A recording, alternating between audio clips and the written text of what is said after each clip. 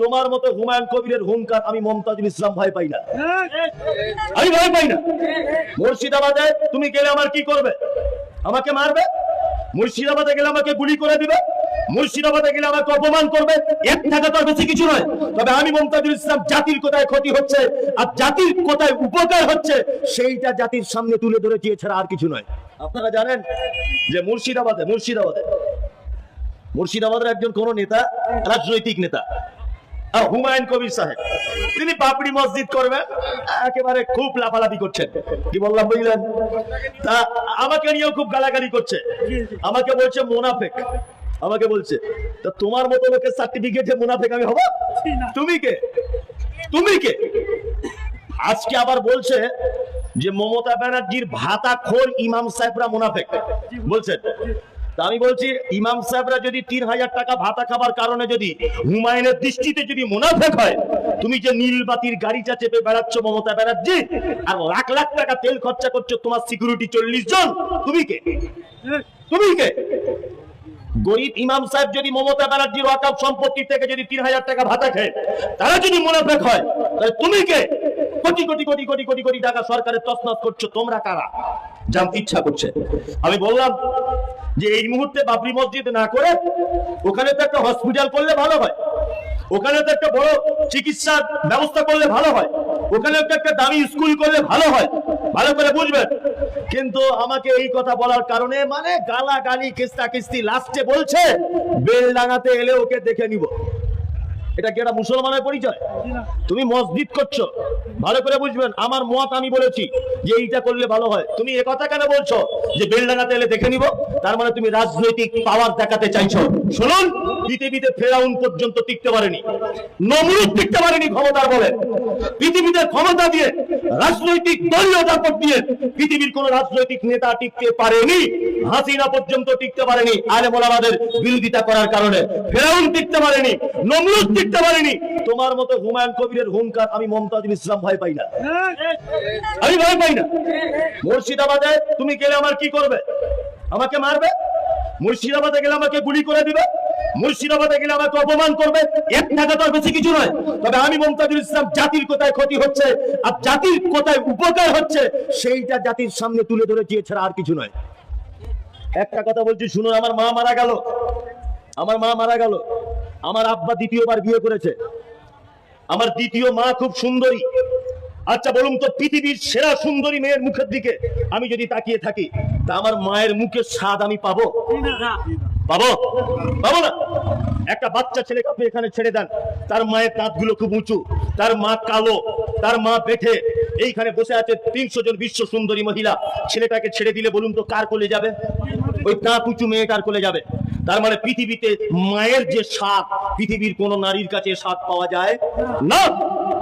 আমাদের অরিজিনাল যে বাবরি মসজিদ ছিল, অরিজিনাল যে বাবরি মসজিদ ছিল, ওইটা আমাদের অরিজিনাল বাবরি মসজিদ। তোমার এই নকল বাবরি মসজিদ নিয়ে মানুষকে ধোঁকা দেওয়া ছাড়া আর কিছু নয়।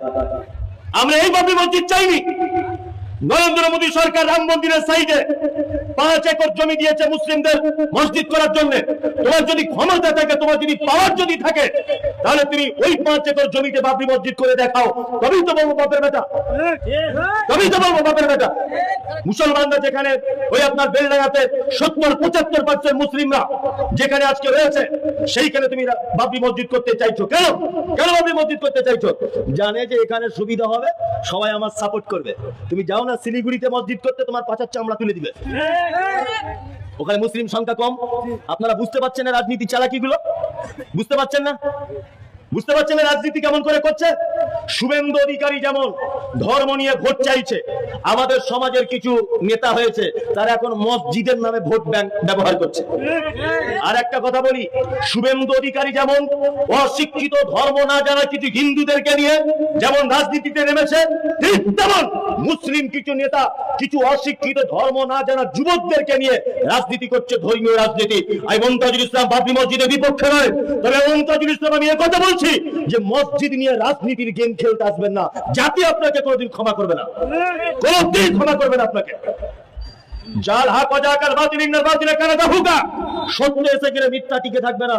একদিন আপনার মুখোশ, আপনার অরিজিনাল চেহারা ভারতবর্ষের মানুষ দেখতে পাবি। এই অপেক্ষাতে আমি মমতাজুল ইসলাম আছি, ইনশাআল্লাহ পাবে। একটা কথা আপনাকে বলি, শুনে রেখে দেন। হুমায়ুন কবির সাহেবকে খুব নাকি জাতির উপরে টান। আজকে মমতা ব্যানার্জির সরকার ওয়াকাফ বিল ঠেকাতে পেরেছে? পারেনি তো। ওয়াকাফ বিল চলে গেল। তো উনি তো মমতা ব্যানার্জির একজন এমপি, একজন এমএলএ। মমতা ব্যানার্জি একজন এমএলএ। তো উনাকে দেখেছেন ওয়াকাফ সম্পত্তি নিয়ে কিছু বলতে? উনি বলছেন না কেন? এত মুসলমান দরদি বাবরি মসজিদ করবে, তা ওয়াকাফ সম্পত্তি চলে গেল, রাজ্য সরকারকে কিছু বলো, তবেই তো বলবো বাপের বেটা। ওই ব্যাপারে কোনো কথা নাই। গরিব মানুষদেরকে এনে রাজনীতি করা হচ্ছে। আল্লাহু আকবার। মানুষ এগুলো বুঝবে না, আর বোঝাতে গেলেও মানুষকে এখন বোঝানো যাবে না, কারণ প্রতিটা মানুষ এখন রাজনীতির চশমা পরে আমাকে দেখছে। রাজনীতির চশমাটা খুলুন। জাতির কি করে উপকার হবে সেটা ভাবুন। জাতির কি করে উপকার হবে ভাবুন। আজকে আমরা সারা ভারতবর্ষে মাত্র 27%। 1992 সালে 6 ডিসেম্বর যখন বাবরি মসজিদ ভাঙা হয়েছিল, এই বাবরি মসজিদ শুধু শহীদ করা হয়নি, অসংখ্য মুসলিম গরিব যুবক এবং ধর্মপ্রাণ মানুষদেরকে কচুকাটা করে দেওয়া হয়েছিল। আপনারা জানেন মুর্শিদ কুলি খাঁ মুর্শিদাবাদ একটা ঐতিহ্যবাহী মসজিদ তৈরি করেছিলেন, তার নাম হচ্ছে কাকড়া মসজিদ। মুর্শিদ কুলি খাঁ মসজিদে যাওয়ার রাস্তার তলাতে নিজের কবর দিয়েছেন। তিনি এটা ভেবেছিলেন এই যে মুসল্লিরা যখন যাবে আমার গায়ের উপর দিয়ে যেন যায়, তাদের পায়ের ধুলো যেন আমার শরীরে লাগে, এই নিয়েতে তিনি কাকড়ার মসজিদ তৈরি করেছিলেন। কাকড়ার মসজিদ সরকারিভাবে বন্ধ করে দেওয়া হয়েছিল। তারপর যখন পশ্চিম বাংলাতে মুসলিম লীগের যখন রব রব রব রব করে বাজার চলছে, সর্বপ্রথম এই মুসলিম লীগ পার্টি এই কাকড়া মসজিদ খুলে দিতে হবে, এই ব্যাপারে সরকারের কাছে দাবি জানিয়েছিলেন। তখনকার দিনে সরকার মুসলিম লীগের এই দাবি মানেননি, এবং মুসলিম লীগের এই দাবি না মানার কারণে মুসলিম লীগ 35,000 মুসলিম যুবক, মুসলিম ধর্মপ্রাণ মানুষদেরকে নিয়ে কাকড়া মসজিদে পুনরায় দখল করার জন্য তারা চেষ্টা চালাচ্ছিল। আর রাস্তাতে যেতে যেতে যেতে যেতে হিন্দু মুসলিম দ্বন্দ্ব লেগে তখনকার দিনে প্রায় 21 থেকে 22 জন মতো নিরীহ মুসলিমদেরকে কচু কাটা করে দেওয়া হয়েছিল। এটা ইতিহাস। সারা ভারতবর্ষে আপনি কি করে আটকাবেন?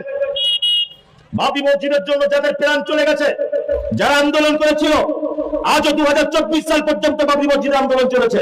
আমরা ঠেকাতে পেরেছি? পেরেছি? পারিনি। আমরা কাকড়া মসজিদ খুলতে পেরেছি? পারিনি। আমাদের ন্যায্য অধিকার ওয়াকফ সম্পত্তি আমরা টেকাতে পেরেছি? পেরেছি? পারিনি। অজস্র মাদ্রাসা মসজিদ বেদখল করে নিচ্ছে অন্যায় ভাবে। আমরা আল্লাহকে বিচার দিয়ে দিয়েছি, আল্লাহ তুমি সব থেকে বড় বিচারক, তুমি বিচার কর। আমরা বেঈমানদের সঙ্গে লড়াই করে কখনো জিততে যাব না, কখনো জিততে যাব না, কখনোই নয়। লড়াইতে আমরা বিশ্বাসী নয়, সাম্প্রদায়িকতা আমরা মুসলিমরা বিশ্বাসী নয়। আমরা বিশ্বাসী কিসে? কিসে? আমরা বিশ্বাসী সম্প্রীতিতে, আমরা বিশ্বাসী এক অপরের প্রতি ভ্রাতৃত্বকে, আমরা বিশ্বাসী এক অপরের প্রতি ভালোবাসাতে। ওই জন্য বলছি ধর্মীয় আবেগ নিয়ে কোনো কাজ করতে যাবেন না। আল্লাহ সুবহানাহু ওয়া তাআলা বলছে আসরিফু জাতা বাইনিকুম, ছোটখাটো ব্যাপার কিছু হলে আপসে মিটিয়ে নাও। আতিউল্লাহ, আল্লাহর আনুগত্য করো, আর রাসূল, বাঁচতে যদি চাও তাহলে রাসূলের আনুগত্য করো। আল্লাহ এখানে বাঁচার রাস্তা বলেছেন 3টে। কটা? আপসে মিটিয়ে নিতে হবে। 2, আল্লাহর আনুগত্য করতে হবে। 3, রাসূলের কে আনুগত্য করতে হবে।